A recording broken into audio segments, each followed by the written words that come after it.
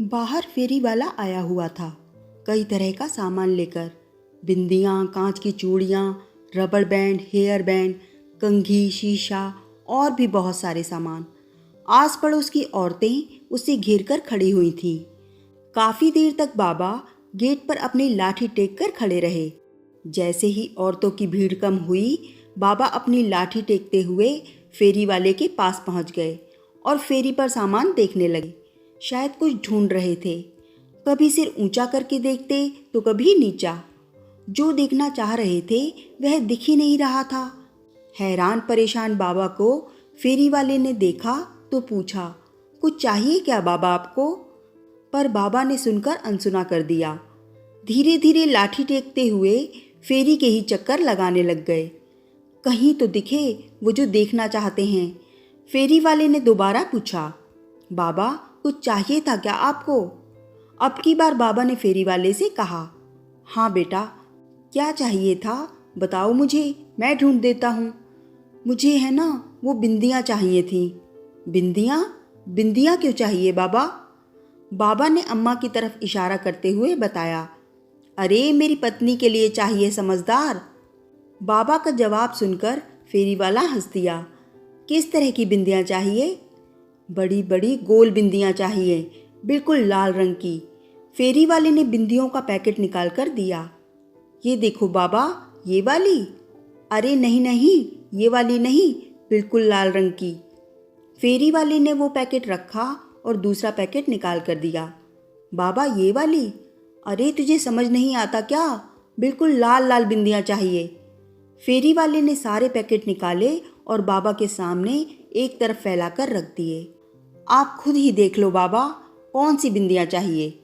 बाबा ने अपने कांपते हाथों से बिंदियों के पैकेट को इधर उधर किया और उसमें से एक पैकेट निकाला।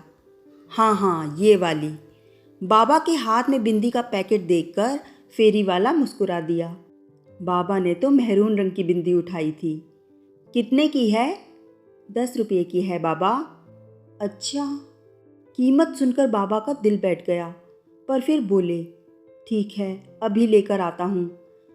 बाबा लाठी टेकते हुए पलटकर जाने लगे कि घर के अंदर से बहू आती दिखी। उसे देखकर बाबा बोले, अरे बहू, जरा 10 रुपये तो देना, फेरी वाले को देने हैं। अब क्या खर्चा करा दिया आप लोगों ने? बहू ने लगभग चीखते हुए कहा। अम्मा के लिए बिंदियाँ खरीदी थी, उसकी बिंदियाँ खत्म हो गई थीं, कई बार बोल चुकी है। बाबा ने धीरे से कहा, बस आप लोगों को कोई और काम तो है नहीं, बेवजह का खर्चा कराते रहते हैं। 70 साल की हो चुकी हैं अम्मा, अभी भी क्या बिंदियाँ लगाएंगी? इस उम्र में भी न जाने क्या क्या शौक हैं। एक तो इनको पालने का खर्चा उठाओ और उस पर ये महंगे शौक। कब्र में पैर लटके हैं पर शौक पूरे करने हैं। बेटा, बात शौक की नहीं है, अम्मा भी सुहागन है, इसीलिए उसका मन नहीं मानता बिना बिंदी के। सिर्फ 10 रुपये ही तो मांग रहा हूँ, अंदर जाकर दे दूंगा। कहाँ से दे दोगे? वो जो पैसे दोगे वो भी तो मेरे पति की कमाई है। मेरे पास कोई पैसे नहीं हैं। इतना कहकर बहू बड़बड़ाती हुई अंदर आ गई। अम्मा ने अपनी खाट पर लेटे लेटे ही बाबा को इशारा किया। बाबा ने पलटकर बिंदी फेरी वाले के पास वापस रख दी और लाठी टेकते हुए अम्मा के पास आकर बैठ गए। अम्मा काफ़ी समय से बीमार चल रही थीं और इसी वजह से चलने फिरने से लाचार थीं। बाबा ने देखा अम्मा की आंखों में आंसू थे। बाबा शर्मिंदा होते हुए अम्मा से बोले, माफ़ करना पार्वती, आज मैं तेरी छोटी सी इच्छा भी पूरी नहीं कर पाया। अम्मा दिलासा देते हुए बोली, रहने दो जी, कोई बात नहीं। बेचारी बहू भी तो परेशान हो जाती होगी दुनिया भर के खर्चों से। काहे दिल पर लेकर बैठे हो? बिंदी ही तो थी। हाँ, बिंदी ही तो थी, कौन सी हज़ारों रुपये की आ रही थी। बाबा ने व्यंग से हंसते हुए कहा, बिंदी ही तो लगानी है जी।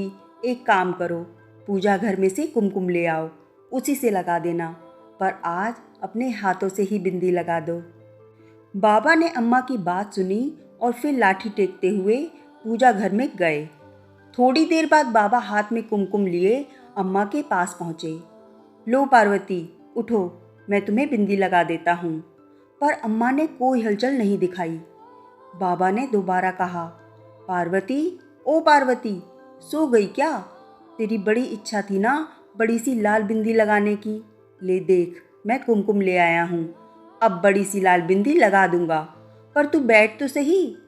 पर अम्मा बिल्कुल शिथिल पड़ी हुई थी, शरीर में कोई हलचल न थी। बाबा का दिल बैठ गया। हाथ में कुमकुम लिए अम्मा के पास ही बैठ गए। आंखों में से झरझर आंसू बह रहे थे, पर एक भी बोल न फूटा। अम्मा जा चुकी थी हमेशा के लिए। थोड़ी देर में रोना धोना मच गया। आस पड़ोस के लोग आ गए। बेटे को बुलाया गया और अम्मा को अंतिम यात्रा के लिए तैयार किया गया। अम्मा को नहला धुलाकर सुहागिन की तरह तैयार कर अर्थी पर लेटाकर बाहर लाया गया। बाबा ने देखा अम्मा के माथे पर बड़ी सी लाल बिंदी लगी थी। बाबा उठे और घर में गए। थोड़ी देर बाद बाहर आए और धीरे धीरे अम्मा की अर्थी के पास गए और पास जाकर अम्मा के माथे पर से बिंदी हटा दी। बाबा, ये क्या कर रहे हो? अम्मा सुहागिन थी, आप बिंदी क्यों हटा रहे हो? बेटे ने कहा।